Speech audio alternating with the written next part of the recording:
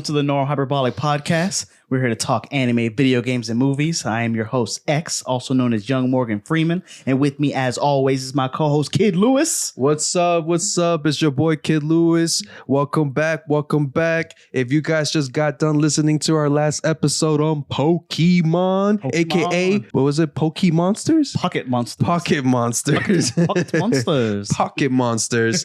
Congratulations. You're on the right track to success. To success with Pokemon, or? You're on the right track to success with Pokemon, with life in general. You know what I mean? This is our anime is to uplift you guys. You know what I mean? Get you on the right mindset. So I know you just got done having a blast on that last episode, and you're going to have another wild time with this one. Yeah. I mean, and today we're going to talk about some anime that we talked in the past on our hip hop anime, where we have mentioned a bunch of legendary rappers such as Kanye West, Michael Jackson, referencing this exact anime we're going to talk about today, and that is Akira or Akira.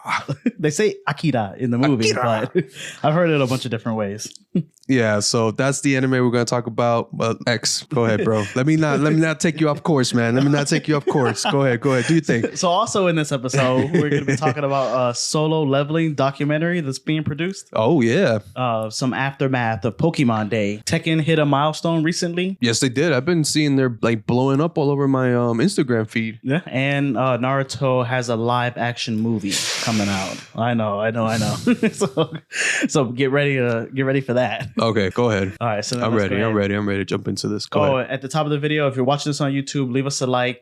Make sure that if you're on the Apple podcast, leave a review. Yes. We haven't had any new reviews lately, but like I said, we posted it. Last episode we did, but this one we don't. So for future episodes, if you write a review, we're definitely gonna shout it out. And but we're just here to educate you guys and have fun. You're here for the educate. You're here for the education. I'm here for the health. For the health. Yeah. There we go.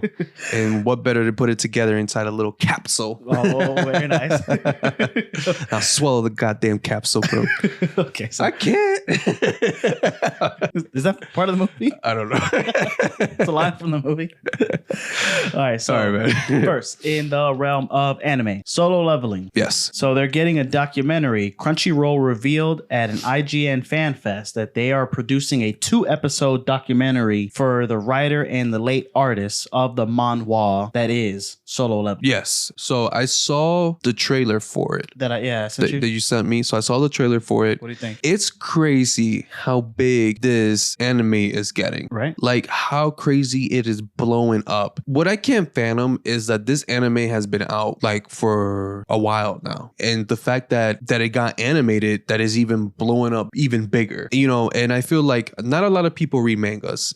I've seen that. But as soon as it becomes like an animation and it's really good and it's animated well and the story is great, it blows up like instantly. Like people are like, oh my God, like how have I never heard of this before? Well, I have people who have recently saw the Avatar: The Last Airbender on Netflix, and now they're watching Avatar. But the same thing, like how have I never seen this? And to me, I'm like, well, Avatar's been out, man. Yeah. Have you not had a childhood? That was on Nickelodeon. Well, like I said in a previous episode, my cousin actually reads or was reading Solo Leveling like a while ago. Yeah. So it has had like its own vibration for people who do read manga and people who are like into anime or whatever. But I'm not saying that like I've heard of them before. Like the only reason I started reading Solo Leveling is because it was animated and I got to see episode 1. Right. And I was already like, whoa, what is this? Like I've never heard of it. And then I feel like I'm hopping on into a bandwagon that already existed. Right. You know what I mean? And it's not like, I'm just saying like, I feel like how many Korean manhwas do you read? Not much. Exactly. So not much. Yeah. But it's still crazy the fact that it's been blowing up the way it is to the part now that they want to make a documentary about it. Similar to like not all documentaries, but they were filming the making of this. And even, one of the big reasons I bring it up is because they also did the same thing for Akira. Mm-hmm. They like had a documentary for it. they were detailing the making of this fucking webtoon come like pop phenomenon, like you're saying. Yeah. 2 episodes on Crunchyroll. They're definitely the ones to exclusively like stream it. Of course. And this guy Chugong, the writer, and then what I didn't know is that the artist, he passed away. No, I did not know that either. Yeah, Dubu, the artist. So his real name is Jang Sung Rak, but he passed away July of 2022 from fucking cerebral hemorrhaging from a chronic illness that he had, I guess. Now, I guess when you come up with a masterpiece, like you're just Right? bound to die afterwards. Not all. I'm just like, damn, like how hard was he thinking on solo leveling that I fucking gave him a hemorrhage? I mean, you saw Solo Leveling. Is it intricate? Is it complex? No, So it's the thing good, like- man. It's like really, it's not like super complex. Like the system itself, it starts out complex, but then you start to understand like the whole player system and how he like slowly upgrades and levels up basically. But like, it's not something that hasn't been done before, but he just did it better. He did it better. He just did it better. Okay. Yeah. You know, and then like the actual animation is really good, but that just comes from the drawing itself. You know, like the whole manga, or what do you call it? Manhwa? Manhwa. It's like, it's all in color. You know what I mean? Because it's a webtoon. Yeah. So it's all in color. So like, you know, me reading in it, I'm just like, I'm enjoying like picture after picture after. It's like reading a fucking awesome comic book. That's manga though. Yeah. Well, yeah. You think manga's a little bit too black and white? You wish they had some color with it Sometimes you wish you could, but a lot of it is more like, I feel like when you read a manga, I'm more intrigued by the storytelling. I treat it as a book. I don't really I'm not like, oh my God, how amazing are these pictures and the drawings and the coloring. And I'm like, I'm more intrigued about like the actual storytelling of it. If I really want to be intrigued with the animation, I would just wait for it to get animated. It's just the same thing with Kaiju number 8. You're saying the color. I wasn't intrigued because like, oh my God, like the outfits and the drawing and the way it was drawn into the manga, like that's not like what captivated me to actually continue to buy more of the manga. It was the story. That's what captivates me. Like the storytelling, the plot, the twists, the turns, you know, the characters, the developments of the characters. That's what I like when I read a manga. What's it called? What's one of my favorite animated right now?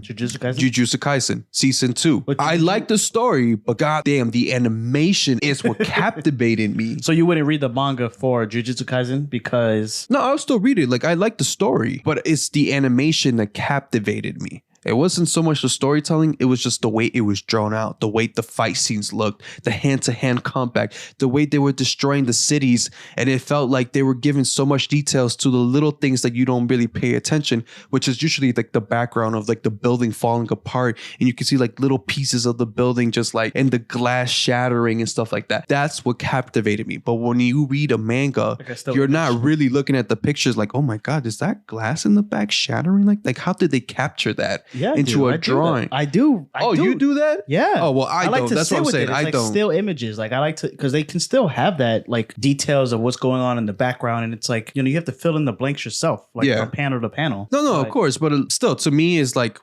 I treat it as a book. That's really what I treat it as. It's a book and I just want to enjoy the story. Yes, there is pictures that go with it, or there is drawings that go with what is going, which is a little bit better, but it's actually like the actual story that I am enjoying. You know what I mean? If I really wanted that actual like animation, and I would just wait for the anime. So you don't have like a favorite manga style, like the way it looks, like how Naruto has like all the smoke and like everything's like so not big, but not like stylish. I guess. I mean, sometimes they do, like there is like chapters where like some pages look like they really just put in more work into the drawing itself, even using both pages to fill out like the whole image. There was like the one with Pain is like hovering over the Leaf Village right when he was about to destroy it, and that took like a 2-page panel of it. I thought that was actually pretty cool while I was reading it. You know what I mean? Like that I guess I would say like I did enjoy that drawing, because I was like, oh shit, like I already know what's about to happen. And you flip the page and you're like, damn, fuck, where did the Leaf Village go? Like, you know what I mean? So like that kind of thing, like you do enjoy, but I'm saying like it looked way much better when it was animated. So I enjoyed the actual graphics of it. But when I'm reading the manga, I'm just enjoying the actual like the wording, the storytelling of it. Does that make sense? sense. Yeah. But that's just me. You know what I mean? That's just me. I'm not trying to, you know, if your thing is like, I actually enjoyed the drawings, the still image of it. Well, the blend of the whole thing. Oh yeah. Well, me, I'm just enjoying the book. I'm just enjoying what the author is writing down. Well, because most of the times, at least with manga, you know, the writer is also the artist. Yeah, he is. Also, there's sometimes where it's not, like when we were talking about Food Wars. But taking it back to Solo Leveling, the guy who passed away, Dubu, he was like the CEO of Redice, which is a Korean studio that produces webtoons for novels. So they did the art for Space Dandy and this one manga turned anime called The Island of Giant Insects. So they released a trailer. I did send it to you. It will be in the video version, but like you said, I think it is the combination of it being a colored webtoon and now it's an anime that is very like good, detailed and like well animated. Yes. You know, even though the story is like kind of like, it's almost like Demon Slayer, how the story was straightforward kind of, but the animation is what fucking took it over the top. Like I can't remember in my friend group or even people saying like, oh my God, Demon Slayer, this manga is like dope as fuck. But my cousin was talking about Solo Leveling like it was like a really good manhwa. Yeah. No, I get what you're saying. No, but I actually think that this is like a way of getting more people to get excited about Solo Leveling. Like the season itself is not even over yet, and the fact that they're already dropping a documentary on it. I know. Does it seem like a little bit too ahead of time? Or it could be. Maybe they could have waited until the first season was over at least, and then dropped the documentary. But the fact, because we're in like what I think we're like midway. There's 6 episodes. The 6th episode is coming out. They dropped this trailer for the documentary at the same time they dropped the trailer for episode 6. But I would have waited. But still, like I just think it's just to bring in more hype. You know what I mean? More people to wow, they're like doing a documentary on Solo Leveling. Like it must be that good. A lot of it is hype, bro. Yeah, it is just hype, man. It's so hype. They don't want things to die down. Well, because Solo Leveling was recently surpassed in the ratings by another manga turned animated Samurai Ninja Kamu. Or Ninja. What's it again? Ninja Kamu. Oh my God, bro. So I think that's still just hype though. I haven't seen either one. You gotta see it. I'll watch it. No. Because I do want to do a Solo Leveling episode. One thing about us that I've noticed, that's something that me and you are like literally like this, like when we are always in agreement, is anime that has to do with samurai. Oh, right. I know. You know what I'm talking about? Yeah. Like we I know both I should watch Jujutsu Kaisen, you know, because I do like ninjas. No. But this samurai, ninja. There's samurais in the ninja. Oh my God, bro. I'll check it out. Sick. It's sick. Yeah. It's nasty sick. I was like, who animated this? I was like, let me start doing my research because this is going to be the next episode. Somewhere along in the future, we're going to do an episode on this anime because God damn, man. I was like, my jaw just dropped. I was like, why are people not talking about people this? at my job? So, shout out to Shamara at my job. Shout out to Shamara. Whoop, whoop, whoop. He told me to fucking watch this, but it's like hard to watch. Like you have to have live TV to watch it on Hulu. But I found it somewhere. I think it's either. I think it has to be Crunchyroll, but I think it's just on Crunchyroll. Okay. And I was like, oh shit! If it's on Crunchyroll, I can just fucking watch it like regular. Yeah, there are only 3 episodes in, man. But yeah, damn. But that third episode just recently surpassed Solo Leveling in the TV rank. Yeah, that's how good it is, man. So we'll see. Just the same way how Solo Leveling surpassed One Piece. You know what I mean? So it's all about the hype, man. And right now, I think they're just like new things are hyped, bro. And it's all about just like blasting it and and endorsing it and promoting it as much as you can, because at the end of the day, it's a business, and the hype it is like you want to ride that wave, get people to be more excited about it, hop on like the same way like I'm excited about it, and I shouted it out on our Instagram. Like I know. Well, so like just trying to get off of it. That's what I think they're doing with this documentary. Is partnering with Crunchyroll, partnering with the right people, and I like watching things like that because you get to see the making of the behind the scenes stuff, the thought process, and the fact that the actual creator passed away from it. So I didn't know. So I think that unfortunately, adds hype to it. So I think that why it kind of took off being a webtoon. But yeah, so check for that. No release date either, but Crunchyroll says that they are working on it. Okay. So next in the realm of video games. What's up? So 2 things, and I'll fire through it real quick just because we kind of did whole episodes on this. But Pokemon Day.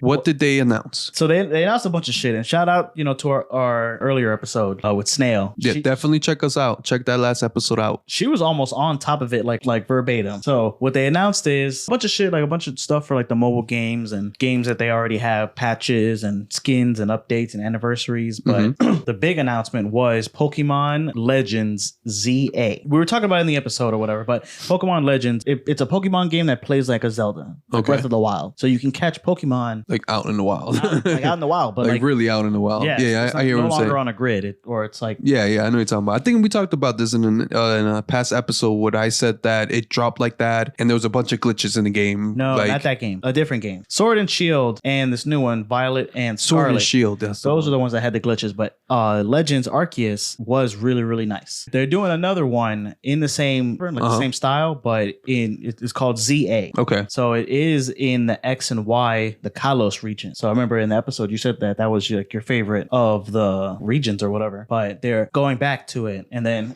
you did. That's what you said. I don't know, man. And then so whatever, fucking check out that episode. It's a good episode, but we kind of like nailed it talking about what they were gonna announce. We thought it was gonna be in the Johto region, which is the second one, but it's in X and Y, which I think is fucking 5 or 6. But that region is based off of France, so it's like the come up of when Pokemon, like when they built that town. And then the other one is Tekken sold 2 million copies. Yes, their first month. Tekken is blowing up, man. Tekken's blowing up, and everybody's just streaming it like crazy. Yeah, showing off their fucking fighting skills. So you got some fighting skills. Do you want? Hey, if you guys haven't watched our Street Fighter episode on YouTube, definitely go watch it. Watch me and X go back and forth on Street Fighter and just trash talk and have hella fun. But we're definitely coming up with new episodes in the near future, and Tekken is on our list. And I feel like we need to hop on it quicker than we're talking about it. Like we gotta tonight kind of thing. Like Tekken already sold 2 million copies, I know, bro. Man, but it's like blowing up. I'm telling you, man. There's every time I go on Facebook, Tekken. Every time I go on Instagram, every time I go on YouTube, it's always something about Tekken. Somebody's streaming something, somebody's posting something, somebody made a reel about it. Like I'm just like, damn, Tekken is really taking off. Like people are really enjoying this, and now they're like doing mods. Yeah, I saw. They did that one with Cisco, and I was laughing, man. But it looked sick as hell. I was like, why they have Cisco fighting like that? But it looked good, man. I was like, damn, bro. Like, we need to jump onto Tekken, bro. Like we were talking about with the solo leveling, it is hype, but the game is good. And then so like, they sold 2 million copies on the first month, selling similar to how Street Fighter. So Street Fighter 6 also sold 2 million copies in their first month. But then they both got beat out kind of by Mortal Kombat 1 that sold 3 million copies. Hey, fighting games are up in the rising. Yeah. I don't sleep on those fighting games. Like, right now, I don't sleep on them. So definitely check out our Tekken episode. So we did do an episode like going over Tekken, and that's also a really good episode. We've been having a lot of good episodes lately, bro. Of course, man. We're trying to stay on top of everything. This is our new 9 to 5, man. All right, so then last, in the realm of movies. So, wait. Before you jump into the movies, I forgot to ask you, are you excited about that Pokemon game? Is this something that you're going to pick up? Is it something you were looking forward to? I forgot to ask you. Because of the style of the game, yes. I didn't play X and Y, so I don't really have like a need to go back there, but I think that's the one with Greninja. To answer your question, yes, I am going to get it. I am excited to play it, but there's no gameplay footage of it. They did just like a trailer just saying this is the game that we're going to make. I got you. But in the realm of movies. So Lionsgate Motion Picture Group threatened that they are going to be making a live action Naruto movie. Look, before we jump into the whole live action Naruto, let me ask you this. Did you ever get a chance to watch the new live action Avatar? No, not yet. I haven't had a chance to jump on it yet, but I've already seen people talk about it. And it's a mixing motion. Well, it's not like I'm going based on what people are saying. But I do like to hear what other people's opinions are on it. I don't. You know what I mean? I do. I like to know what other people think about. I could give two shits what. You know what I mean? And at the end of the day, like I have to watch and I have to form my own opinion. But I like to see what people think about it. The thing I to care me, about what my friends have to say about it, because I know how they feel about I can tell like, okay, this person isn't really into anime, or this person really likes anime. This person's a purist. They're like, if something's changed, they automatically don't like it. So everybody's opinion is colored to me. So there's people's opinion I respect, and then like those random people online. So okay, so my follow-up question to you is, do you think that they're overdoing it with live action? I just feel like I don't remember at what moment we were asking for live action. Who was asking for this though? Like who was begging. Like, I don't remember there being a crowd saying, people like that, man. People twist their nipples, make that into live action. Like, live action. People respect live action more than they do cartoon. I don't know, bro. I don't. People, not me. Not me. I mean, people, like people, the crowd. 60%, like 60%. Way more than that. I feel like one live action than a cartoon of anything. Yeah. No, I'd rather the cartoon than the live action, man. I just feel like there's certain things you just can't turn into live actions. And we've talked about this and we went over like majority of all the live actions that we've seen and how big of a flop it was. We did. Shout out to season 1. We did a live action episode, but so they are going to be doing this live action Naruto. And, you know, I heard mixed things about Avatar: The Last Airbender. I also heard mixed things about Yu Yu Hakusho, both leaning towards the good though. I haven't seen it. And I know you heard from somebody. I mean, I've heard it. I've seen, and it was decent. It was decent. So it was passable. So if all three of these things can be passable, then so if we graded, you know, we said that One Piece is a better live action than what we expected it to be. I ranked it a Saiyan. I think I gave it a grade 8. A grade 8. But to me, it's just like One Piece is like the first live action anime that I can actually swallow and be like, okay, it was good. You know, I fucks with it. You said you like Ghost in the Shell? The live action? Yeah, I think so. With Scarlett Johansson? No, man, no. I mean, I love Scarlett Johansson. You know, hey, shout out to you, girl. You doing your thing. Okay. You know, but no, in that movie, no, it was a disaster, bro. I didn't like it either. No, I didn't like it. I don't know. We have an episode out. I didn't like it, man. Well, so what, are you gonna backtrack me? No, not me. I mean, that's for the fans to do. That's for the fans to do. That's for them to fucking splice together. No, I didn't like it, bro. But I just feel like a lot of live actions just, I don't know if it's because One Piece did so fucking well that people are like getting this burst of energy of trying to redo it again and maybe recapture that moment that One Piece captured. I don't know if that's it. I'm not saying that One Piece got it right 100%, but they got a B+. B+ is pretty good, bro. They passed. That's what I'm saying. It's a pass. There's movies that come out that still make money that aren't even a B+. There's movies that has come out, Ms. Marble. Or what about the Transformers movies? Those movies make a fucking ton of money. Yeah, but not all of them are good. I feel like a lot of them are not good. But they make money. But how much money? Like Madam Web, they lost money on that one. I haven't seen that one yet. Okay, well, they lost money. It has been proven that the amount of money they paid to make that fucking movie and the return they got was like... But what if, like, because I remember, and we do have episodes, and that I can call out, you thought One Piece was going to be trash, bro. I thought so too, because I didn't know... So what if this Naruto movie is good? Then what? I mean, go for it. I'm just saying, like, I didn't ask for it. I don't know if there's really a need for it. Like, there's no need for it, in my opinion. The same thing, I felt like there was no need for One Piece to be live action. I agree. You know what I mean? I don't think there was a need for it. But it actually get people on board. Did it? One Piece. Yeah. I get it. Like, it's just to get more people on board. Like, I do get it. At the end of the day, it is a company. It is a way of maybe hyping up this anime that hasn't been talked about in a while. Naruto was such a big staple in the anime world, and I feel like it's slowly dying down. And they try to re-pick it up with Naruto, but that's not happening. So if maybe a live action can re-pick up Naruto again, and even have people go back and rewatching Naruto again, maybe, you know, that still brings in money. So I guess what you're saying, yes,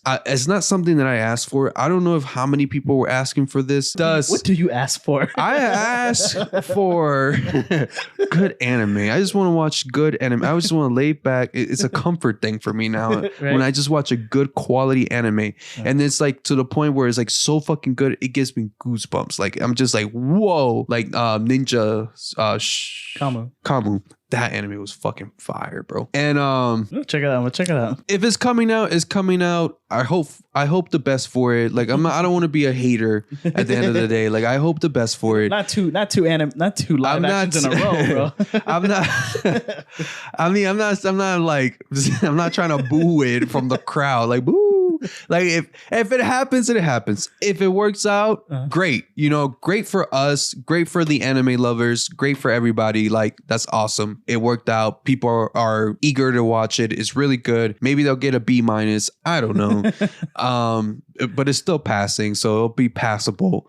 And then, you know, people will be hyped to rewatch Naruto again, or maybe there'll be a new crowd of, or they do like they do with the One Piece and they fucking redo it like they're gonna do with the One Piece on Netflix. They're gonna redo it, but I feel like they're also trying to jump to this new generation. I know, but the same with Naruto. So Naruto isn't. I mean, actually, I was just about to lie. Naruto is the worst with fillers. So you know, to redo it and do it like clean. Yeah, we'll see, bro. So we'll see. They're coming out with this movie. They inked the deal with the director Destin Daniel Cretton. He's the director of Shang-Chi, The Legend of the Ten Rings. Mm-hmm. He's going to direct and write the movie in collaboration with the original creator of Naruto, Masashi Kishimoto. And the last thing I have about that is just a quote from Destin Daniel. He says, "It was a true honor to meet Kishimoto-san in Tokyo and hear his expansive vision for his creation. We are very excited to collaborate and bring Naruto to the big screen." So I just think it is interesting that they're doing a movie and not a show. So like, I don't know where they're going to end it, or if they're just going to do like the Zabuza stuff or just the tuning exams, or, you know. Yeah, there's like, a lot of arcs. So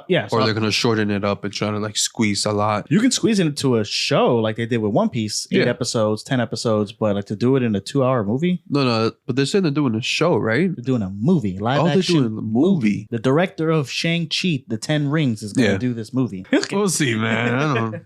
I don't want to sound all like fucking negative Judy here, but we're on the anime podcast, bro. Get some I know. I feel put like some life into it, man. Oh my god, bro! I don't know. It's gonna be live action. I hope it's good. This is what I've been asking for since last Christmas. This is my Christmas list. If you guys are making movies, only give Lewis what he's asking for. Read my Christmas list, Jesus. All right, let's go ahead. They're doing I also put in our Instagram that they're doing a live action of Parasite. I don't know if you saw that. I did see that. Yeah, might be good. I don't know. I have hope for that one. I was confused because that was more as like a horror. The other Parasite movie. That's why I thought it was a movie. Oh, you're talking about the other Parasite movie? Yeah, I didn't talk about. But I thought that movie was based off the anime. No, but that Parasite movie was more of a psychological movie. I haven't seen like a horror psychological. I haven't seen. But this Parasite is more horror, like actual like gross monster body horror. Yeah. So you know, I thought you would like it too because it has like that Jinju Ito kind of like the distortion of bodies. You know what I'm talking about? Like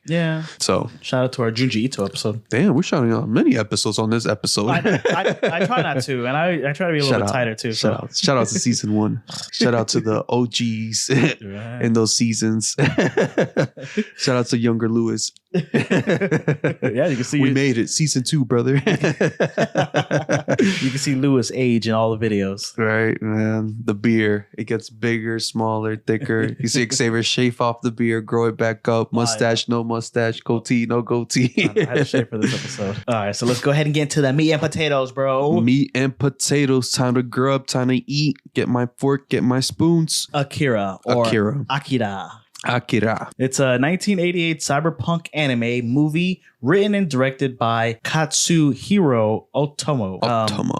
Based on his 1982 manga of the same name, Akira takes place in the far out dystopian future of 2019. The far future in this fictional metropolis that is Neo Tokyo. Yeah. So the first thing I have for you, Lewis, is how did you feel about this movie and what was your experience watching it? What was your first time? What was your last time or most recent time? Okay, so let's talk more about our like recent time. So I watched it. I've seen this movie in the past. I don't know why I don't have such a lot of a recollection of it, but I know I've seen this in the past. I don't have too many memories to recollect it, and I don't know why. But after we got done doing our hip hop episode, and you kept mentioning Akira, and how Akira did this, and how Akira basically set the foundations for these great musicians to like be inspired to make, or incorporate anime into their music or into their lyrics or into their music videos or whatever, And I was like, okay, so after the episode was done, I went home and I watched it. Mm-hmm. And I think when I came back to do the next episode, I told you that I watched it. And the first thing I said, I was confused. The movie is confusing as fuck. It is. And I didn't understand it. So, of course, after you do a little bit of research, you finally understand why is it so confusing. So the movie came out in 1988, right? But the manga itself, Akira, was actually started in 1982. The manga itself didn't finish until 1990. I feel like this is one of those Full Metal Alchemist situations where they made the movie, because the movie is supposed to be a representation of the manga itself. Again, the manga wasn't even finished. That's why I feel like it was so confusing. And it's 6 volumes that they try to squeeze. Well, not even 6 volumes, because at the time that they made the movie, it was the manga wasn't even done. But still, like, you know, he tried to squeeze as much as the information of these manga into the movie. So there is points in the movies where I feel like there's a lot going on that is very important, but they don't jump into details. So then you feel like you get lost, and you're like, okay, well, like, what's really going on in the background? All that stuff is like how you said, in the background. So all of those things that you're talking about is not important to the main story of Akira, which is Kaneda and Tetsuo. Yeah. That is the movie. Akira in the background, or the fucking freedom fighters in the background, or even like testing and the riots and the drugs, yeah. yes, and the corporate and the politicians, and it feels fleshed out, but it doesn't have to be like spoon fed to, like, as far as like, this is where these guys come from and this is how long they've been fighting. Like, what matters is what's on the screen. Okay, so let me set this up right from the bat. Like, if I remember from the movie is, you know, the movie starts, boom, it seems like there's a riot going on. There's this man and there's this little kid, but it looks like a fucking old people, like Benjamin Button disease person, right? Right. And they're like running away from some soldiers, but in the middle of a riot. Right. But they don't ever explain right off the bat why are they running? Who is this little Benjamin Button kid? You know, and then boom, they jump into the next scene. And now you're meeting Mitsuru, and he's at this bar playing music, and then they're like, hey, you know, the clown gang is coming, or blah blah blah, and they're like, okay, and he hops on his fucking amazing bike, iconic bike, right? That bike is so fucking sick, bro. Dope as hell. And they're like, it's an electric bike. It's electric and motorized, but it's dope in the 80s. Yeah. And then like they're, you know, and then they're being chased, and then they're chasing the clown gang, and then they're being chased, and then they're like throwing bombs at each other. So what's confusing right now? Is this the part where it's still okay? But like I'm trying to like comprehend. Okay, so like we start with a riot, but they don't really explain what the riot is about. Right. Then they show a person and a Benjamin Button kid being chased around, and it seems that Benjamin Button has some type of powers because he like freaks the fuck out, which causes like the glass in these buildings to explode. But then it cuts out from there, and then it jumps to like, okay, are these the main characters? It seems like these are the main characters, and then they're like fucking riding through the city, through the highway, fucking like fighting each other and hitting each other and like blowing shit up, and like basically not giving a fuck about their environment and the people around them. Like there was a dude that just like fucking grabbed a pipe and just hit a random car windshield for like no reason. Yeah, they're gang members. I know, like they're it's fighting just, over territory. So like these fucking clown gangs are in our territory. Okay, so let's take a riot and use that as not a cover, but like we get that far. We get that far, right? The road. We get that far. Okay, and then you meet Tetsu. Okay, so then Tetsuo. So then you meet Tetsuo, right? He like fucking is riding down the road, and then he like almost hits another Benjamin Button. No, it's the same Benjamin Button kid that was in the beginning. Yes. And he like diverts whatever, and then out of nowhere this helicopter comes, and then this Benjamin Button, a second Benjamin Button in a fucking Professor X fucking pod. Right. It's like, so I'm like, who are all these Benjamin Button people?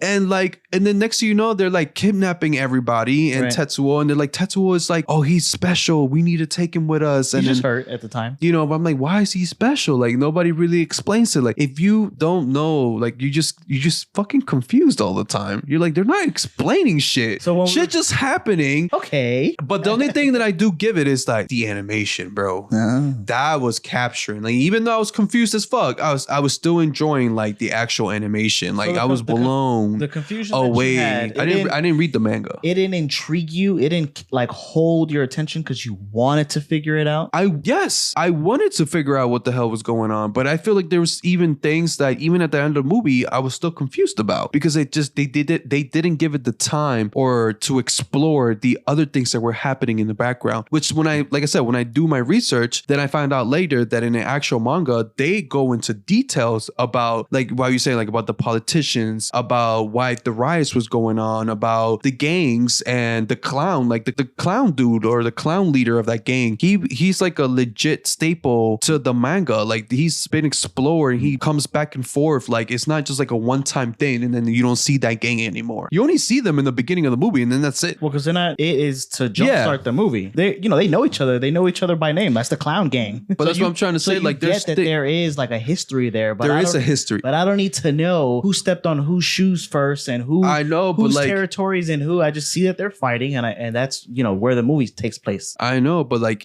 there was even like a part where there's some stuff that just confuses. Hopefully I can get your answers because I do love this movie. But as far as so then I feel like the answers are in a book. If you have answers, it's literally just read the manga because the manga would literally go into more details of like what's actually going on in the back. But the whole story. So as far as the movie, everything that was from start to finish on the runtime, everything outside of the manga, what did you think of this movie? At least it was beautiful, man. Beautiful. Okay. I'm gonna give it that. It is one of the most beautiful animated movies I think I've seen in a very long time. And especially for that era of the 80s. It was like one of the first too. It's literally called like the fucking golden egg animated movies of the late or mid 80s. Yeah. Like that's how crazy this movie was. And when you read that the animation house that produced it, which was a lot of people that had their hands on this movie, they did a 2-in-1. Basically what it means when they do a 2-in-1 is that per every second they had 12 drawings. Or for every second, sometimes they would do up to 24 drawings. That's why that movie was so fucking like immaculate. I felt like every little detail was accounted for. Yeah. Like everything was accounted for. And even like, okay, so when you watch some anime, sometimes you feel like the background stays still. Like they don't, it's just like frozen, but because you're really focused on like what's in front of you, which is like the two main characters. Yeah. Or if you're reading the sub, you have to fucking try to. So you don't really pay too much. They're not moving. I know, so right? I can finally fucking read. But you don't really pay too much attention to like the actual back. But in this movie, like if you just said, you know what, let me see what's going on behind them, it literally looks like they put so much detail in the background too. Like you can take away the characters and just enjoy the backgrounds because it is constantly, every frame is changing. Like it's either the shadows are changing because of the way the camera is turning, or you know what I mean, or something is always changing in the background, and it just looks immaculate, bro. Yep. It looks so beautiful. Like it's fucking ridiculous. Like there is scenes that you're like, whoa. Like I'll mention like my favorite scene. Yeah, give me that. You mind? You good? You good? I'll jump into that, man. So my favorite scene was literally when Tetsuo was sitting in the chair in that fucking Olympic arena thing. Right. And he was sitting in that fucking rock chair. He just lost his arm. Yeah. And then he fucking his arm started he started fucking like summoning like little mechanical pieces to form his arm. And you can see like every layer of like nail and tubing and wiring and like every little intricate piece that was making his arm was literally like coming towards him. And like that shit was like, I was like, damn, they got that shit to the T. Yeah. I'm talking about like every little single strand that would make like the ligament on that arm, the muscles on that arm. Like I was like, damn, that is some fine ass animation right there. That looked like that shit, like that scene alone looked like it could have taken them 2 weeks to put together. Yeah, man. And so when you break it down by the seconds, like how you said, like 10 images a second. That's a lot. Yeah. It's a lot of back and forth. But that's why that anime looks so fucking smooth. I'm talking about criminal smooth. I'm talking about MJ Cutting. I'm just saying.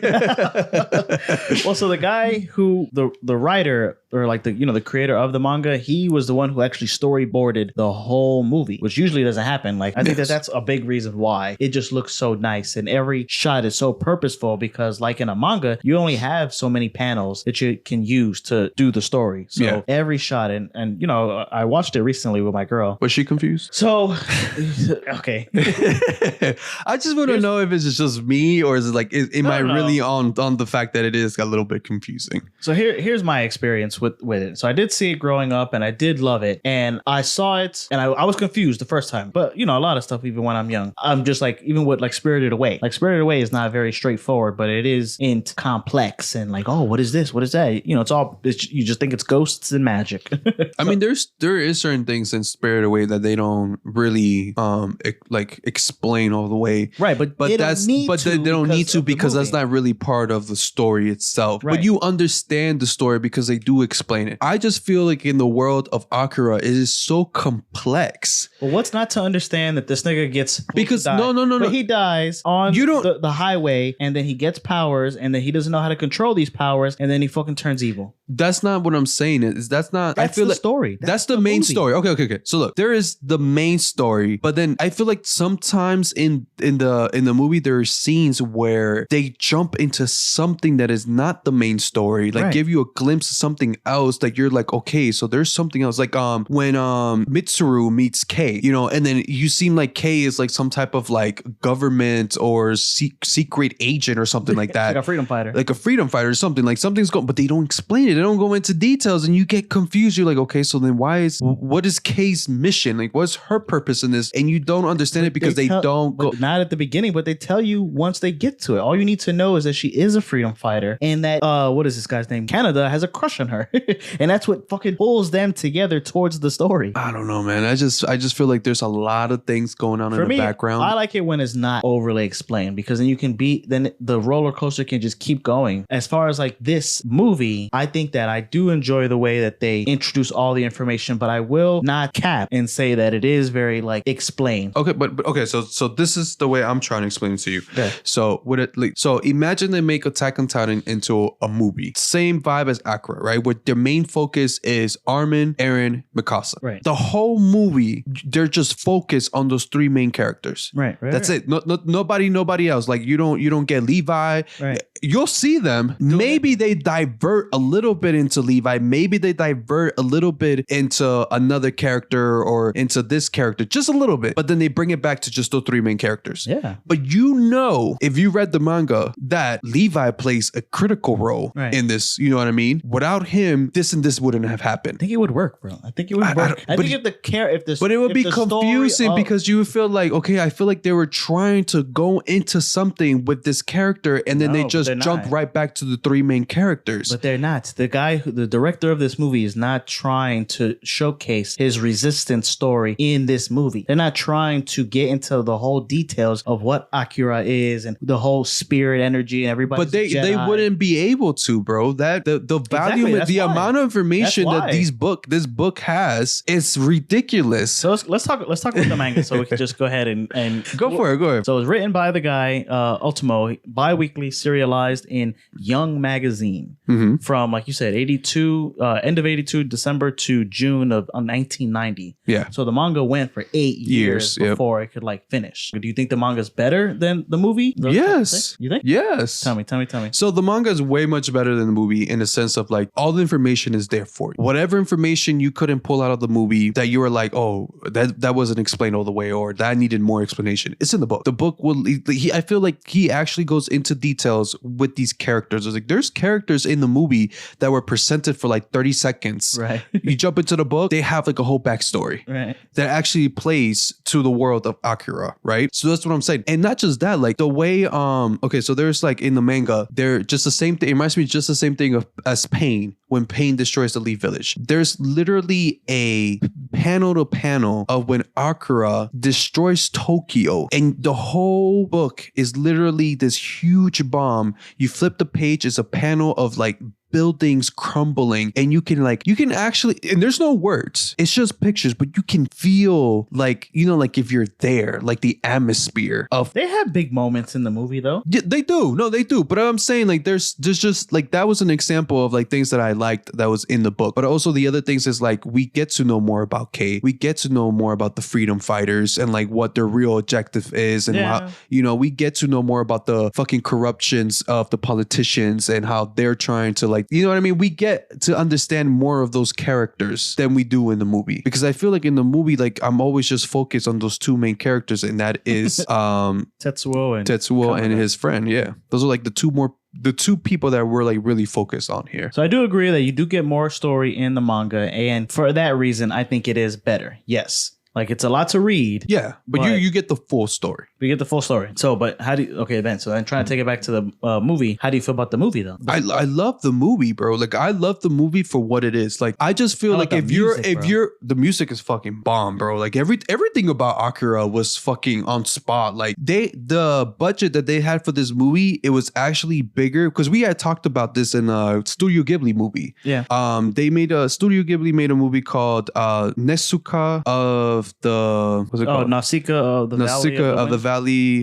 the Valley of the Wind. Yeah, Nausicaa, the Valley of the Wind. That was one of their, I think, Studio Ghibli's like really expensive movies at that time that came out, right? Like their budget was like pretty high. But Akira had a higher budget than that. Yeah. And it shows. It really shows. And that's because they just had a bunch of companies put their hands on this movie. And they were able to basically, you know, give them a good budget to put this movie together. I was just impressed. And it even outbeat, you know, the way that it was animated and the amount of drawings they put per second, it even beats Studio Ghibli. Like Studio Ghibli hasn't matched that type of like flow. Fluidity? Yes. And that's what I'm saying. Akira was one of these animes that literally like it was above its generation. Ahead of its time? Ahead of its time. I do think so, man. This is like one of the movies, like even when you watch it today, you're like, does this really came out in the 1980s? Yeah.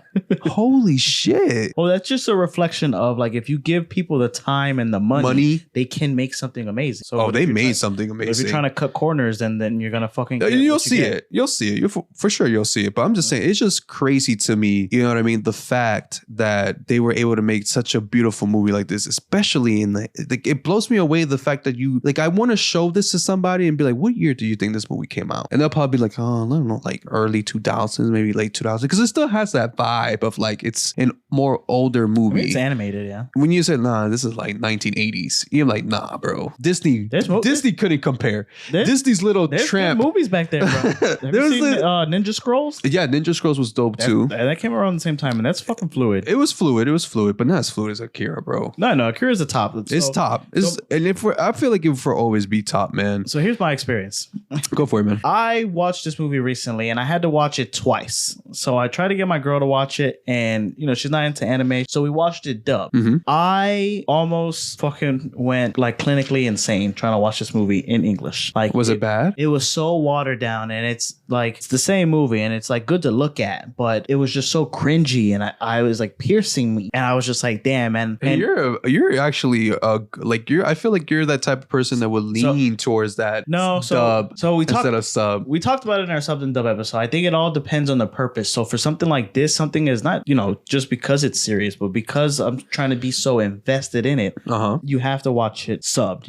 If you're gonna watch this, don't worry about not being able to understand it, because like, you know, Lewis said, even after you fucking go through the movie a couple times, the movie is not going to explain everything to you. And even when they do explain it to you, it just raises more questions. Don't worry. Don't think that you're going to understand it more if you watch it in English. You're going to understand it, I feel like, pretty much the same. Mm-hmm. Definitely watch it sub, because dub just fucking took so much things away from it. So I have a couple things, at least for the sub and the dub. And then I watched this like sub right afterwards, and it's almost like a fucking brand new movie. You know the scene where Tetsuo, he is in the city and he like hits the corner or whatever, like a fucking helicopter explodes, and then he takes some curtains off and then wraps it like a cape. Like a cape. Mm-hmm. So there's a scene where right after that, the freedom fighters are like trying to back him.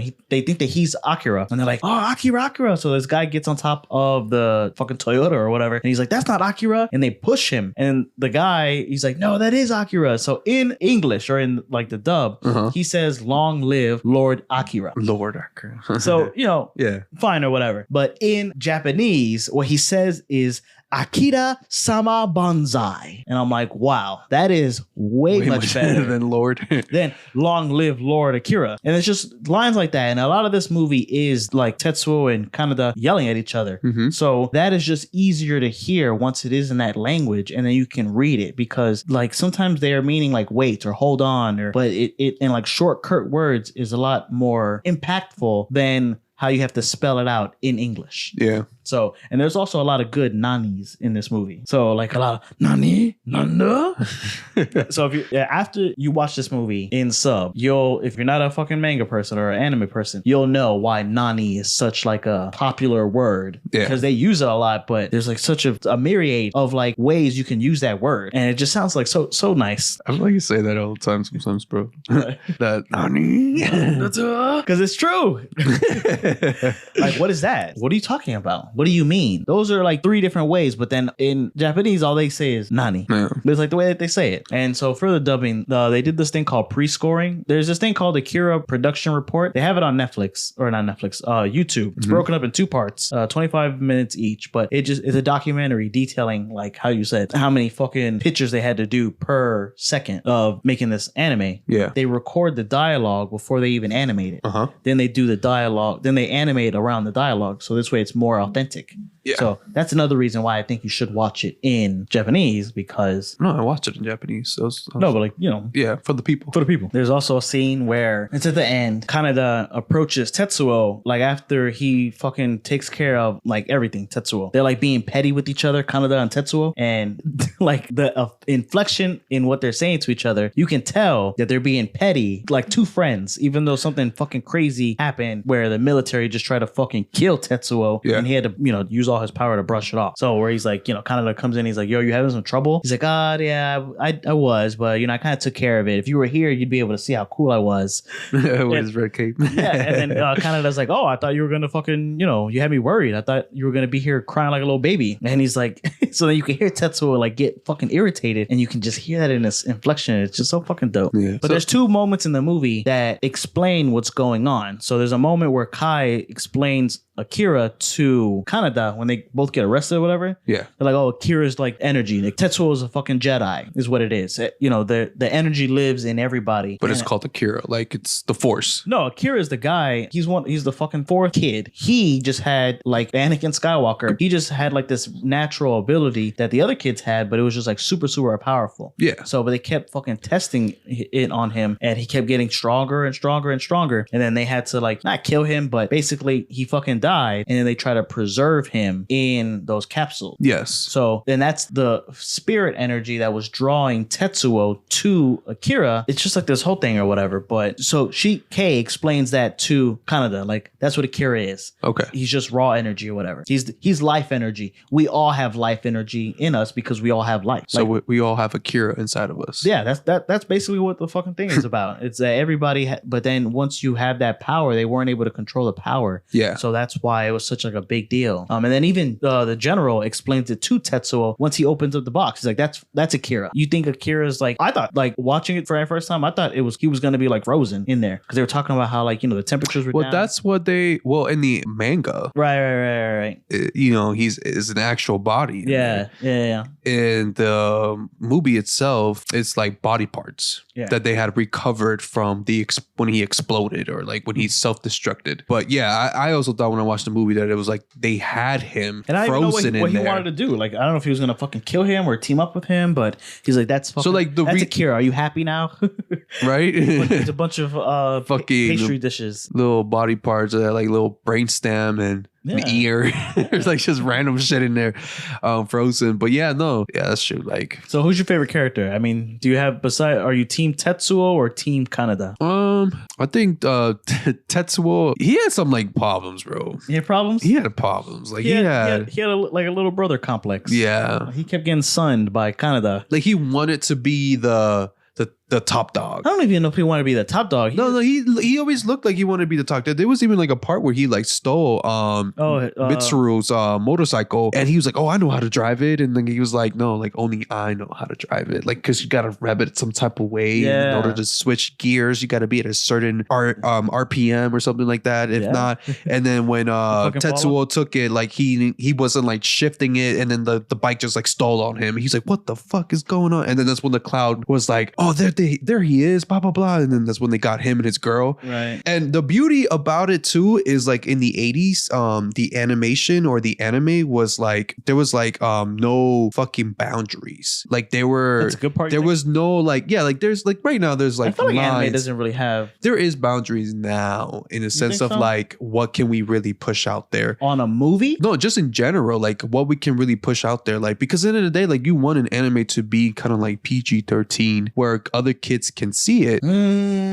But in the 80s, it was like, if you watch 80s anime, it's like really dark. And even in Akira, like when, like I said, on that scene, when him and his girlfriend got in, fucking Mitsuru's bike and they took off, and because he didn't know how to really like drive it or whatever, it stalled. Cloud Game catched up to him and then they were like beating him up, but then they took his girl and they started like basically like sexualizing her and like touching her and like even pulling up her shirt and stuff like that. That shit you don't see in anime nowadays. That's like way too much sexual harassment. So that's good. That's like rape. That's good that they have that in the movie. No, but I'm just saying it's more etchy in that sense of like they were pushing the boundaries of how far can we get away with this stuff. Even, but what's so funny too, even in like the early cartoons, as here in America, there's like some cartoons that we watch now and you're like, Oh, yeah. Yeah. like you know what I mean. But as a kid, you don't really pay attention. But like some Ren and Stimpy. yeah, you know what I'm talking about, man.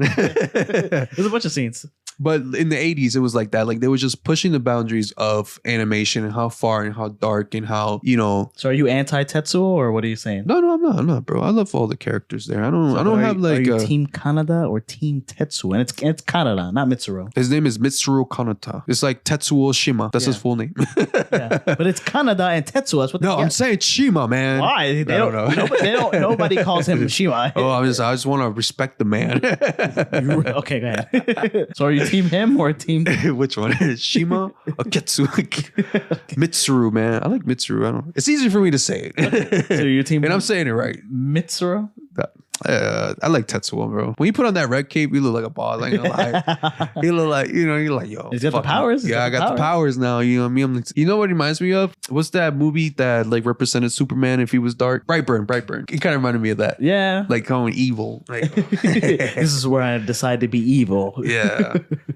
All right. I mean, I do like Kaneda. He's got the cool bike. He's got the cool jacket, battery powered laser bazooka. I think he's a good guy. He was like even saying like, if anybody's gonna kill Tetsuo, it should be us, his friends. You know, we're the ones who love him. You know, if we kill him, it's because it'll be for his benefit. And then, but Tetsuo just has like the cool powers, like you said. So the movie was originally produced by Toho in Japan and then Streamline Pictures a year later for the US. So Streamline Pictures, we talked about them in the Ghibli episode about they released the first 3 Ghibli movies before Disney like acquired the distribution rights and then redubbed all their shit. So, yes. But Akira was one of those movies that they didn't fuck around with. We remember we talked about that too in the Studio Ghibli, how some of the earlier movies from Studio Ghibli when they were like transferred here to the west side of the world. Just the first west one. Side. Yeah. They were like changing certain things about the movie. Just in the first one, yeah. Yeah, but I don't know. Akira was one of those movies that they kept it as ease. Yeah, but the dubbing is just so bad. I know Louis always tries to clown me on being a dub head, but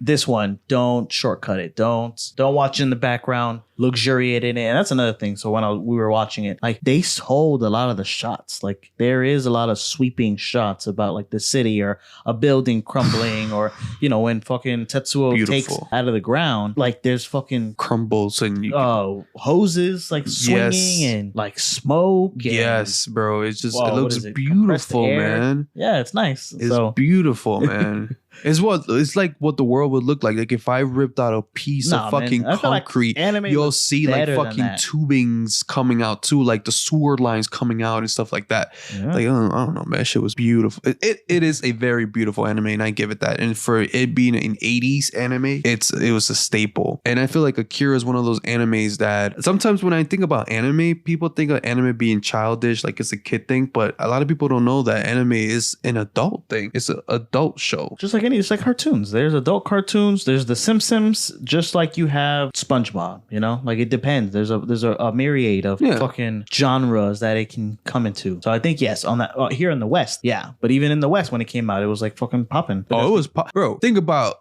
so think about like this, right? Mm-hmm. You were born. You're like, I don't know, 13 years old in the 80s. You know, you're used to like Disney movies. Well, you know what was like popping back in the days, which was like The Little Mermaid or was whatever other movies came out in Disney in the 80s. I can't think of any. Right? Am I a boy or a girl? You're a boy, okay. Right? And I'm just saying I'm not just saying like The Little Mermaid. I'm just saying like I don't know what Disney movies came out like in the 80s, but I'm just giving like an example. Like in movies like that, right? Right. You hear that this movie Akira is coming out to the movie theaters, and you're like, it looks really cool. You know, I'm not, this is a Tokyo movie that's a little bit weird, but I'll give it a chance. You go to the movie theaters to go watch this. You are probably gonna be blown away of the animation and how smooth it was, and you were like, how come we don't have that here? Yeah, that's how it was when I saw this movie the first time. I saw it like in the 2000s or whatever, but even then, bro, like that shit was fucking fire. And what presumes to be like a kid's, like, because when you think about like animation or cartoon style, you think about it like as a child, like it's a child kind of thing. So I don't. People in general think about it like that. You know what I mean? Yeah. So when you go watch it, it's like when I tell people, hey, let's go watch Demon Slayer. I'm not going to watch a child's movie. I'm not going to watch a cartoon. Yeah, but I feel like sometimes people also think about hentai. So they think it's weird. Like they think it's either super, super for kids or super, super not for adults, but for like weird adults. Like people. But it's the same thing when like that movie came out. I don't know if you've ever seen Sausage Party. Right. They even like specifically said like it is an adult movie. It's not meant for kids. I know it looks like it's meant for kids. Like you got singing fucking sausages and condiments and so on and so forth, right? It looks like it's a kid movie. It looks like it could be a Disney movie, but it's not. I promise you, it's not. It is not a kid's movie. Don't bring your child in here to watch this because it is not. I'm sorry, it is not. But that's what I'm trying to say. Like, would you let your kids watch Akira? I will probably, in the future. What age? Well, even now, because the Akira it doesn't have like that much, like besides that one scene that I said where like they got caught and they were basically like sexualizing Shetsuo's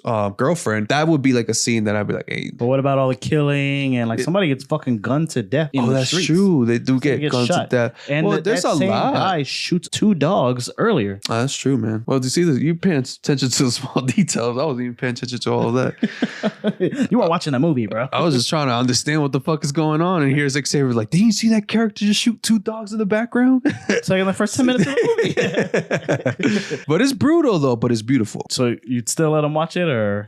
Like in a later age, yeah. But like you can watch Akira, man. Okay. Not now. I don't think. Would you let your 8-year-old watch Akira? With me, yeah. It depends on. With you? It depends. It depends on like what his mom says. What his mom says. So what about an Akira TV series? Do you think, because like you were saying about like the freaking manga has more information. So do you think if they had 8 hours to tell the story? Oh, like if they just made it into like an animation, like a season? Yeah. I would watch it. You think so? Yeah. The story's good though. That's what I'm saying. Like what really compelled me about the movie was more of the animation. That's what captured me more than anything else. There's a scene where a guy falls from his motorcycle and he's just like rolling on the concrete, and every scene you can see him like a shoulder pop up, his knee twist this way, his ankles that way, and you're like, damn, they drew this out. Like that shit looks really accurate and really neat. Like it looks nice. But if you really want to understand and like enjoy the actual story of what's going on, I would read the manga. If you want like a bonus, but with the manga, you're still gonna get like beautiful pictures and still pictures and like they do still put like energy into that. But if you really want to understand the story, that's where I would start. If you want to enjoy the cinematic that they put together for this anime, watch the movie. Either way, you're not gonna go wrong. What about a live action?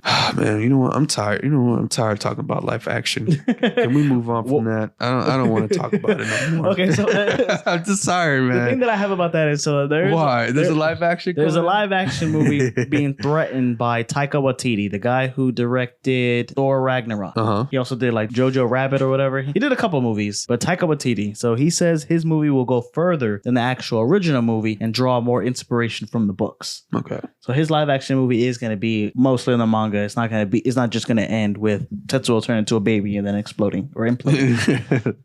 That's weird, man. And then a movie that has a lot of inspiration from Akira is Chronicle. Have you seen Chronicle? Tell me a little bit about it. Chronicle, it's like these 3 kids that get telekinesis powers. Basically. Yes, I've seen it. You've seen it? I've seen it. What did you think of it?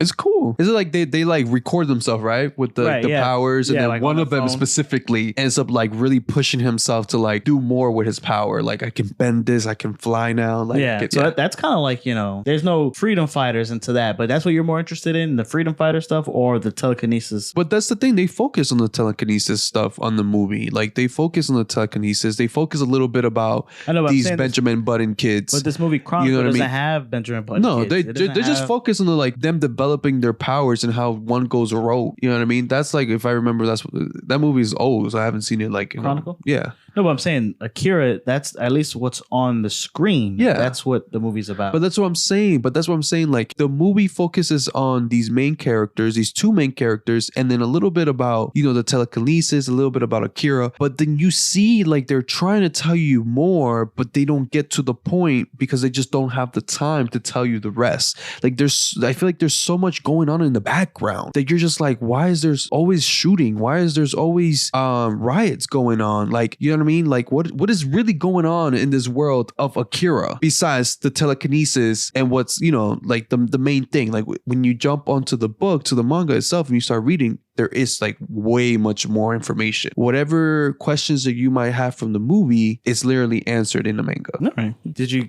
see the Akira project thing? What project? It's called Akira Production Report. No. I'll send it to you. It's on YouTube. It's like 50 minutes broken up in 2 parts. Okay. But it details like the making of it. It shows you all like the behind the scenes stuff. So I remember I used to love watching shit like that. Like when they'd get a DVD and they have like a featurette of like, the back. Yeah, like everybody in their suits and how everything looks on set. So the next best thing, at least for an anime or a cartoon, is to see all the computers of them actually making it, because that's, for me, is what I love. Yeah. So then some video games that Akira has. So they started with game for the NES, the Nintendo Entertainment System, and the Famicom, which is like the Nintendo in Japan. But it came out like right as soon as the movie came out in 1988. It's a point and click game following the story of Akira, and there's this guy, Dr. Popular.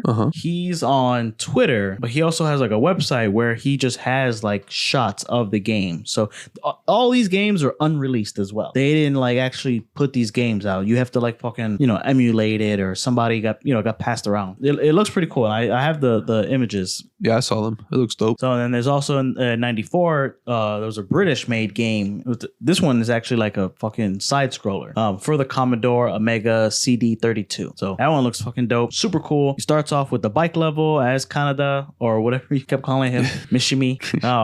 But then you play most of the game as Tetsuo. And there's some levels as Kaneda, like sneaking into the base where they're holding Tetsuo, but there's a level in the sewers where you're riding the vehicle before you get to Tetsuo. Then the last 2 games, THQ tried to make a Game Boy game and then a game for the Sega Genesis. So those games also start off with the bike level, but it's more like F-Zero. Then there's also like a first-person shooter style Doom scene where it's like Call of Duty, but you're Tetsuo in the hospital fighting the military. Then there's a side-scroller part for the Genesis where you play as Kaneda fighting Tetsuo, and then they even have a scene where you like fucking fight Tetsuo when he's like a baby, like when he's turning into the baby. Oh, I see the picture here, man. That one. Right there. You gotta jump, punch in the face. Yeah. So all these pictures I'm gonna put in the video version, or our editor Oscar is going to put in there. It's just super fun. That one looks like the coolest one, the one for the Sega Genesis. But they also have a pinball game that came out on the PS2. They came out shout out to the PS2, to the GOAT, from Bandai Namco in 2002. I didn't even know they had video games, being honest, man. I knew they had live action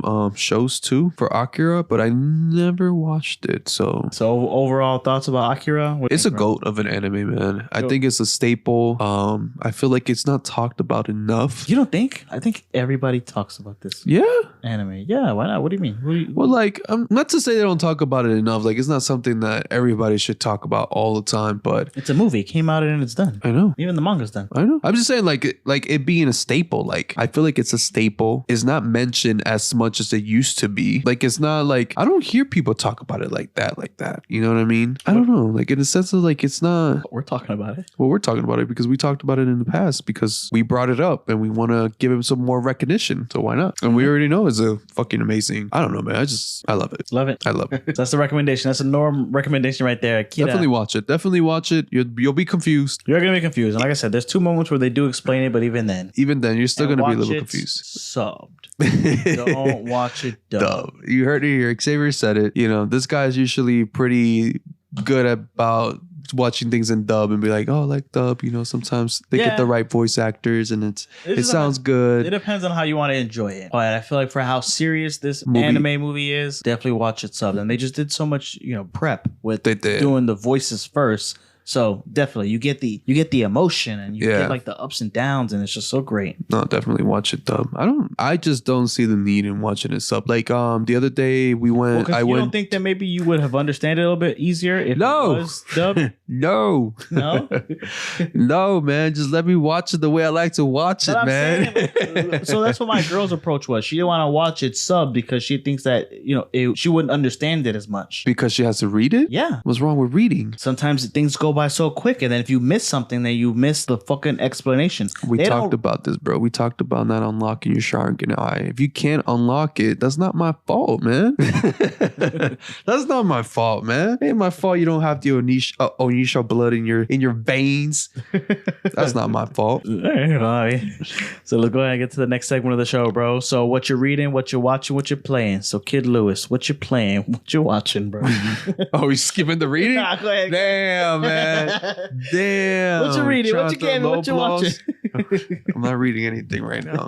Asshole. So what are you playing? What are you watching? What am I playing? Damn, I'm not even playing anything either, man. I haven't played anything. I haven't read anything. You need to play Mortal Kombat. I know I need to play Mortal Kombat and Tekken. Watching shit, man. A lot of anime. Just catching up on Solo Leveling. One Piece, still ongoing with the new arc. It's looking very promising. What else am I watching? How to use healing powers the wrong way. Oh yeah, you're talking about that one. I'm still watching that one. I'm trying to give it some time. I felt like it captivated me in the first couple episodes, then lost me. And usually when you lose me, you lose me. I'm fucking out. But usually when like an anime loses my interest, like I'm out, bro. Like I'm fully out. But this time I've been. How many episodes do you give it before you drop it? Because I'll tell you mine. I give an anime show 3 episodes. 3 episodes. Okay, so let's. If I don't like it by episode 2, I'll give it another episode. So this one, the one about using healing powers in the wrong way. Right. It caught my attention like episode 1, 2, and 3. After 4 and 5, that's when it lost me. I got lost and I was like, okay. It felt like it was like hyped and they were like really pumping it, like just really getting into this anime and like what it's all about. And then like boom, it kind of like there's like a roller coaster. It just like went down. So to me, I'm like, okay, it's dying down. I'm not into it as much as I was in the beginning. Should I just hop off the ride? Is it because other people weren't talking about it, or what? Do you think I'm just watching it because other people are talking about it? You think I'm just going with the crowd? Maybe. No, man. I'm watching it because I didn't even know about it. I just saw it on my platform that I watch animes, and why are you laughing? I'm just saying it was in the platform as a recommendation, and I went and I watched it, and it was really good, and I was really enjoying it. It's Crunchyroll, so it got me because Crunchyroll ain't fucking paying us yet. I'm waiting for that check to arrive, or for the contract to be sent in the mail. An email. Hey guys, thank you for mentioning us on your podcast. Thank you for recommending us. Thank you for blah blah blah. I haven't received anything yet, so until then I've been watching it on my platform of choice. Right. Kid Luis roll. And there you go. I've been watching it on kid anime, and it was recommended, so I saw it. I got hooked on it after the first 3 episodes. It was really good. And like I said, I felt like it was a roller coaster where it brought me all the way to the top. I was hooked, but then it dropped me, and I was like, okay, it's no longer as good as it was. And usually I'm like quick to just jump off the roller coaster and be like, whatever, fuck it wasn't that good. Yeah. But this time I'm just sticking with it, and it's slowly picking up again, but not as quick as I want it to. So, but I'm already in episode 6 or 7, so I might as well just suck it up. You know, if at the end of the day it wasn't as good, then I can say, look, this anime, it's really good in the beginning, but for some reason they just they can't. Well, because usually anime they can't keep the hype. Drop off after a season, but mid-season, for it to drop. It depends on the story, man. It really depends. Sometimes people are very creative right off the bat. It sounds kind of gimmicky though. Well, have you ever it is kind of gimmicky. Well, are you using the word gimmicky? I'm trying to be like you right. Oh, no, you're trying to. I don't want to use the word gimmicky because gimmicky. Well, because we talked about it, so shout out to the Master episode. It's a good episode too. Damn, how many shout outs you doing? Shout out to all our episodes. Shout out to the Norm Hyperbolic Podcast, favorite podcast in the world. Don't forget to follow 5 stars on Apple Podcasts, 4.9 on Spotify. Oh, I know. That hater, that 0.1% hater out there. It's all right. It's all right. So, in that episode we talk about gimmick, and I just think that there's a negative connotation. But as far as if you say it's gimmicky, I think that's the negative connotation. But a gimmick, somebody's gimmick, I think that that's maybe their flair, their flavor, their seasoning. This one is not gimmicky. It really reminds me of fucking Hero Shield, where it's literally the same concept. You know how in that one there's 3 heroes, and unfortunately one of the 3 gets the worst power. Right. And in that world, having that power is literally get the fuck out. You know, we don't really need you. We don't really need the shield. But he found a way to use his powers to an advantage point where then they're like, oh wait, you can do that as a Hero Shield? So they're all fucking amazed. So the same thing with him. He was brought into this world, group of 3, and he got given a power. But in that world, that power is very amazing. But the reason it's amazing is because there's somebody already there that knows how to use that power in a better, more proficient way. Does that make sense? Yeah. So that person, that character is able to teach this new hero that also has the same power to almost do the same thing. And then you're like, oh, so in the beginning you start oh, okay, I can kind of see how this can also become OP. You wouldn't think about it healing and being a really cool power to have, but they make it cool. And I thought I like that concept. You know, the concept of turning something that could be useless into something cool. It's like a garden hose. You wouldn't, you're oh, what it does is this water, shoots water. But little did you know that if you add pressure and blah, blah, blah, really tight pressure, it can become a fucking laser or something that cut through shit. Yeah. Do you get what I'm saying? You're changing the concept of something that people normally think is lame and making it cool. Okay. It's hopefully Naruto run. You know what I mean? The concept is lame, but if you know the dynamics and how aerodynamic you become when you run with your right, yeah, you run faster. Right. You're putting all your weight in the front, shifting it, causing your weight to then having your. I'm just put the chopper in the soles. Exactly, I saw it. Run on water. Exactly, there you go. Run up trees. But it's just changing the concept of what somebody would consider lame or unuseful and changing it up. And that's what gravitated me to this first couple episodes, but then it kind of just lost me in the sauce. All right. I mean, I hope it comes back up for you. I do. You should watch it, man. I mean, I might check it out. Usually, so these days, I watch anime if it's for the podcast. I see that. I've been trying to watch, other stuff. So, as far as what I'm reading, watching, and playing. So what are you reading, watching, and playing? Sorry, X. What are you reading, watching, and playing? Because I know you definitely read. So what's up, bro? I read, I watch, and I play. What is it that you're reading? What is this thing? So it doesn't even have... I don't even know how this man finds the time to do all this stuff. On the phone, I find the time with the Shogun Jump app is very convenient. Not sponsored. But... Go ahead, man. What you reading? So I'm trying... I read this one manga, Look Back. It is on the Shonen Jump. It's about these 2 girls, and they just they write manga. So it's a manga about writing manga. But I kind of finished it, or I definitely finished it, but I kind of didn't. I don't want to say I didn't like it, but we talked about it in our Ghibli episode. Shout out to the Ghibli episode.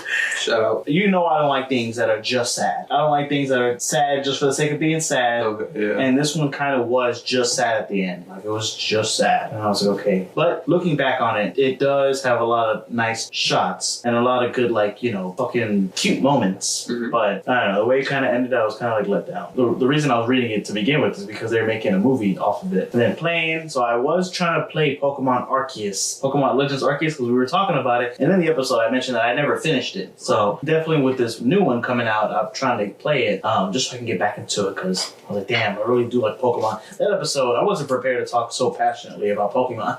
I had what I had on the paper, and she fucking brought all that shit out of me. I forgot about these games. Going in. So I started playing this game again, and it is pretty nice. And then my friends want to play this game. We talked about it on a different episode, Helldivers. Yeah, so I've been hearing a lot about that game. I told you about it. I know you mentioned it. I was like, we should play it because we don't play Destiny anymore. Yeah. So let's play Helldivers. But I heard somebody told me that it's a limited spot playing online because the servers are not all the way up and running or something like that. Have you heard of that? Maybe. I haven't started it yet. I haven't started it yet, but somebody told me that they're like, oh yeah, there's not a lot of servers, right? So there's not a lot of players that can play online. But somebody was saying like some people were even like just stay logged in so that they won't lose their spot on the server. Really? That's lame. Especially if you have to go to work or something like that. That's super lame. Because you would have to wait until it's like a spot opens up for you to join the game. I mean, well, so are you gonna play with? Is it hype?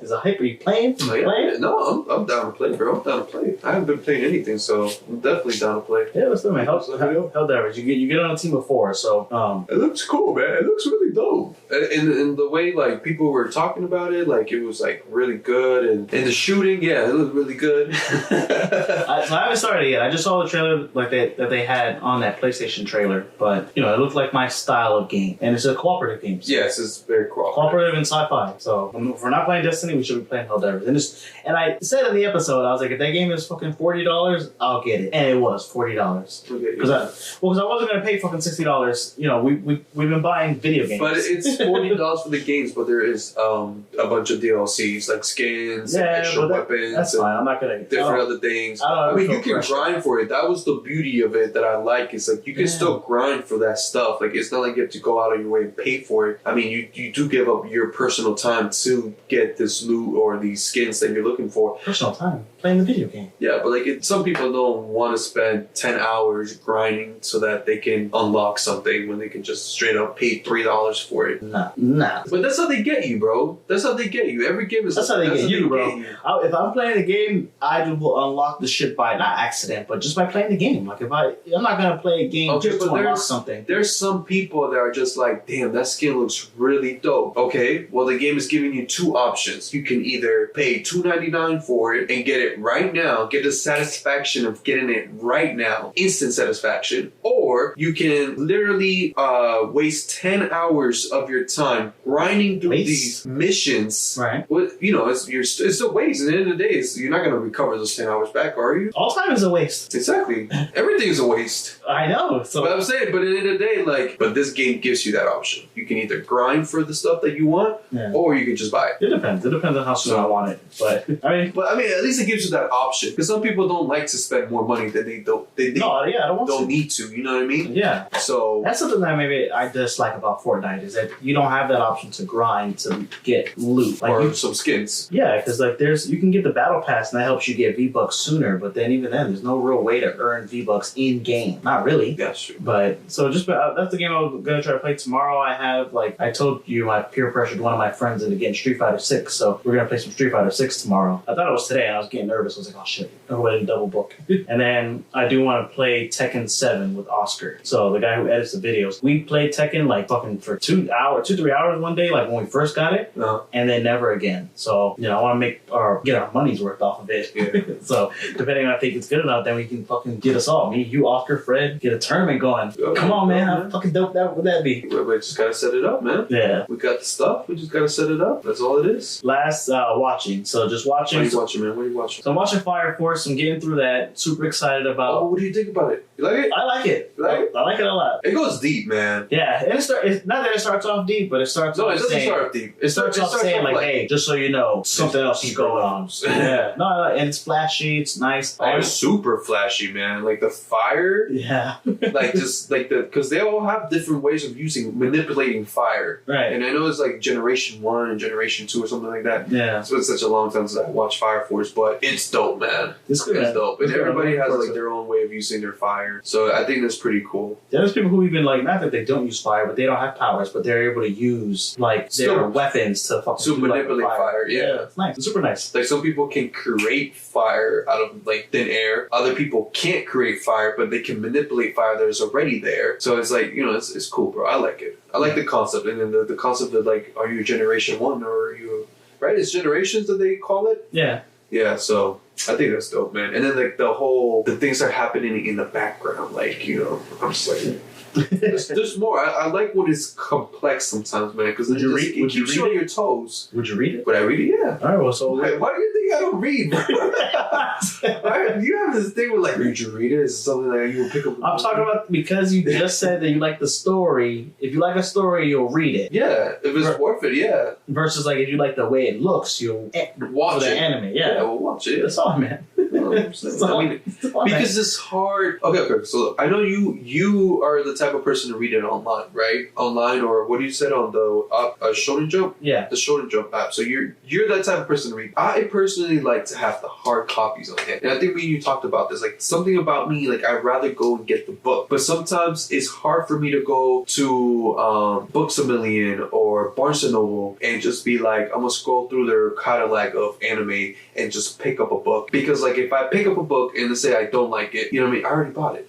Right. You know what I mean? So you think like, can you return it? No. Can you return a book? You can. Yeah. I don't know. I've never tried it. Yeah, I fucking clear through. Because I feel like that would be a ripoff for me to go buy a book, read it, because you can read a manga in less than an hour. Yeah, you can read that shit. We used to read it in the line. In the aisle or whatever. Yeah, and then like put it back. Yeah. That's what I'm trying to say. But like I like to have the hard copies. So when I watch an anime that like Blue Lock, you know, yes, there is no season 2. And yes, the anime is still continuing. Then I would buy the manga, because I already know what I'm getting myself into. I already know where I'm investing my money into. You get what I'm saying? Technically, you know, I am buying the books out of my own pocket. And the books aren't cheap. They're like about 10 a pop. Right. You know what I mean? If you got to buy 12 volumes, that's $120 right there you invested in just the books. If you have to get all 12 volumes, though. Yeah, but I would. Why wouldn't I? Because maybe it doesn't even have 12. But I also see it as a collection, too. I'm a book collector, because I love to read. It's not funny, bro. I'm being serious.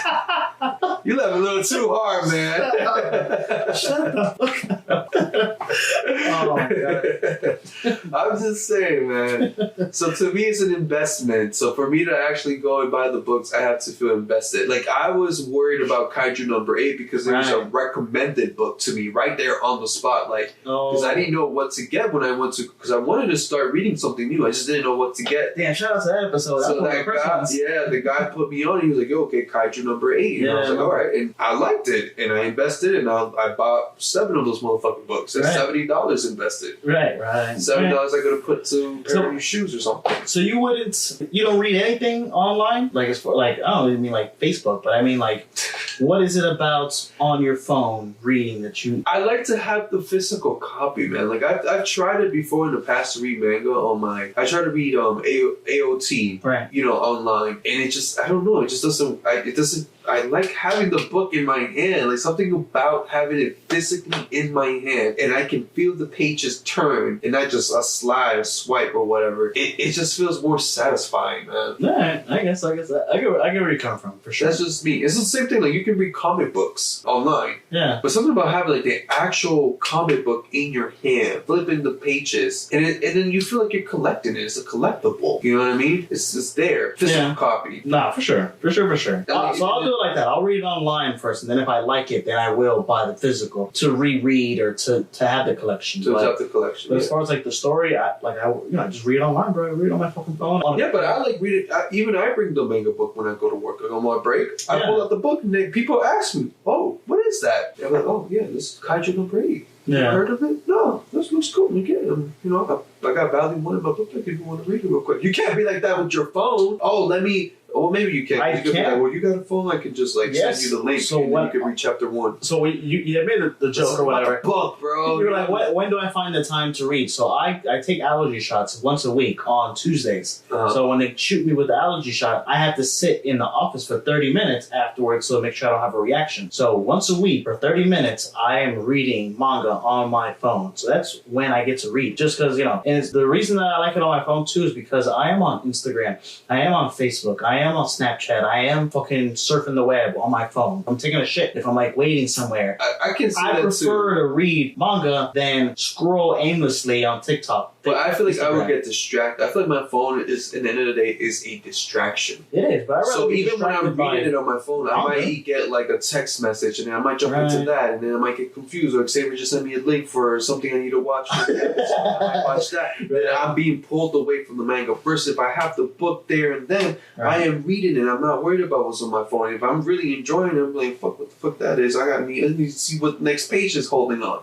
You know what I mean? To me, it's just I like having the book there and then. That's just me personally, though. I do prefer it. I prefer the convenience of watch it on my phone. I like that it takes me off of these other sites that I feel like I'm not doing anything. Like I used to try to do Duolingo. I used to just try to fucking be productive on my phone because even now my phone will be like, yo, you were on the phone for 5 hours yesterday. What's wrong with you? Yeah, I know. And I'm like, yo, chill out. Chill out, man. Right. Yo, it's like my Apple Watch. I'd be like sitting down because, you know, my area of my time. As I said, like, it's time to stand up. I'm like, nigga, you don't tell me what to do. First of all, I own you. Right? Your watch is like, take a breath. You're fucking holding your breath. I am breathing. Your watch is like, brush your teeth, bro. Like, okay, maybe did I brush my teeth?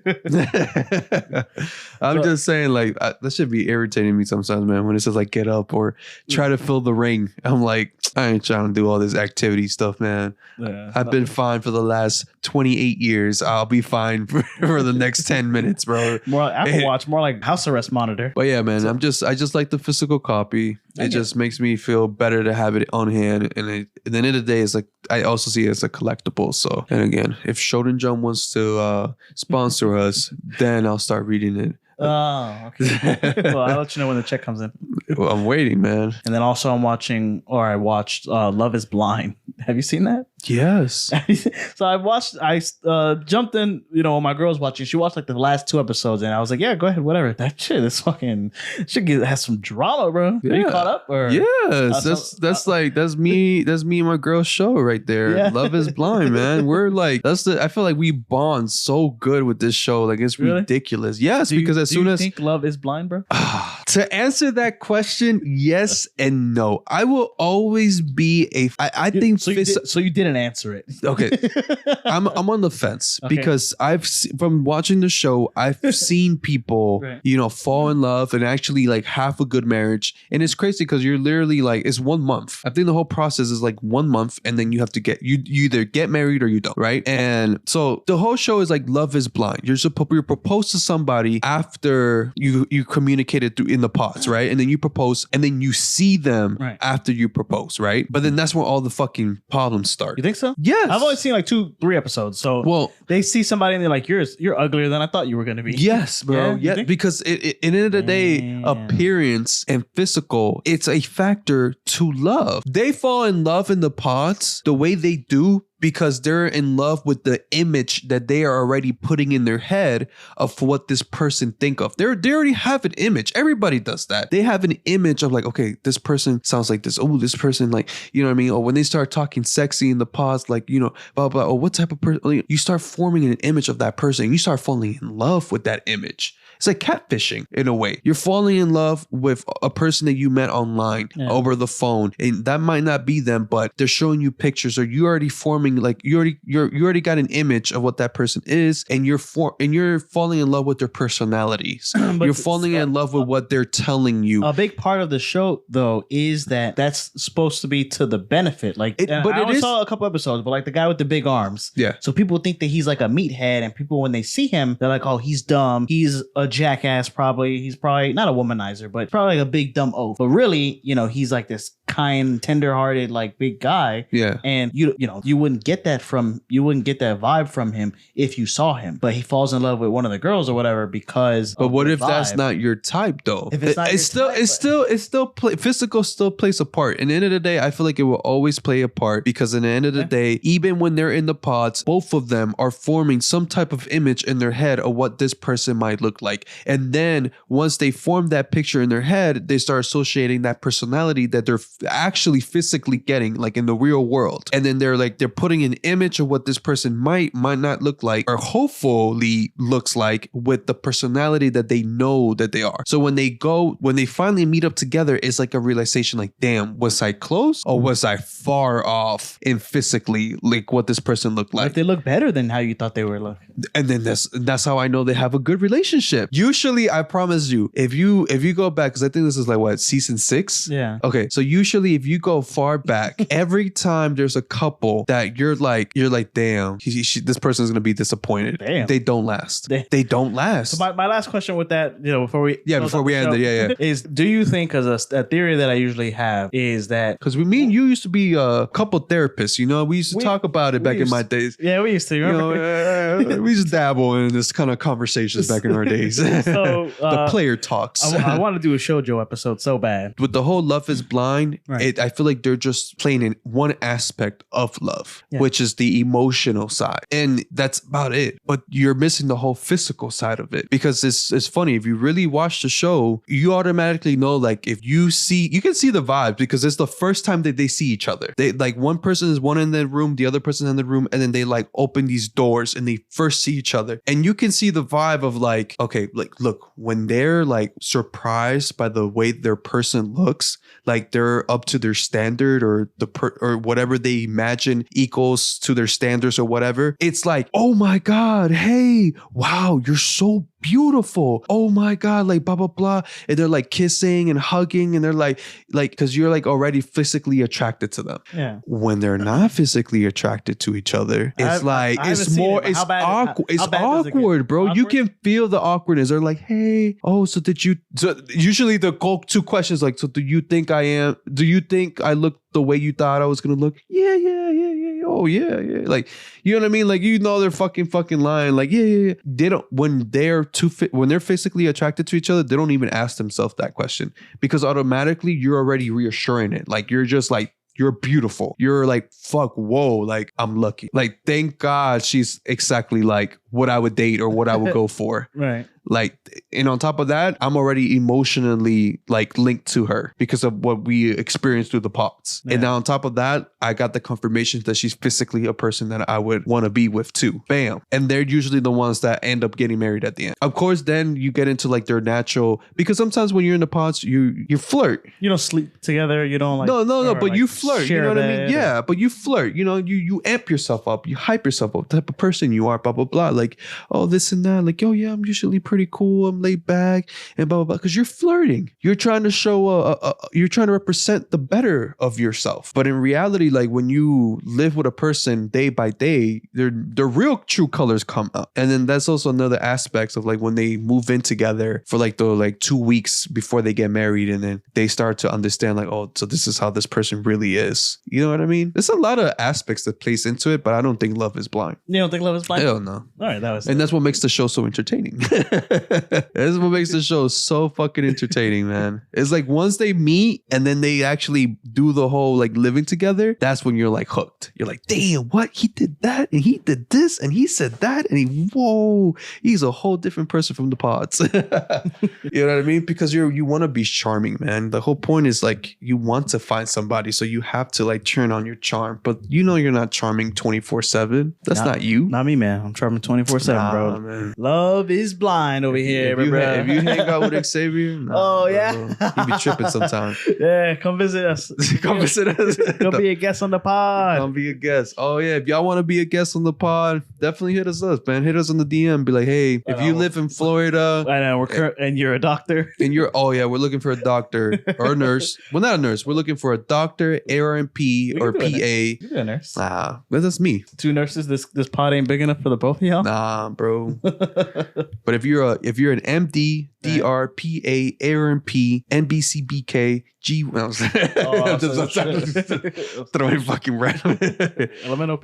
LMNOP, KYZ.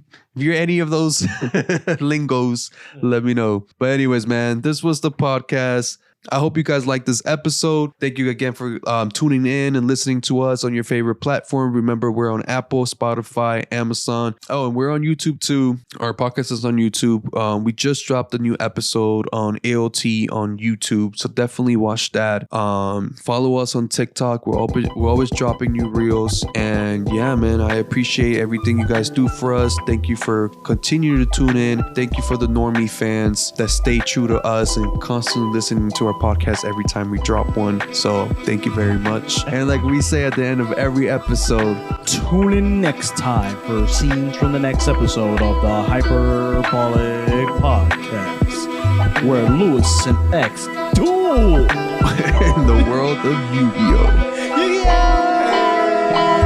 Yay! And we're out.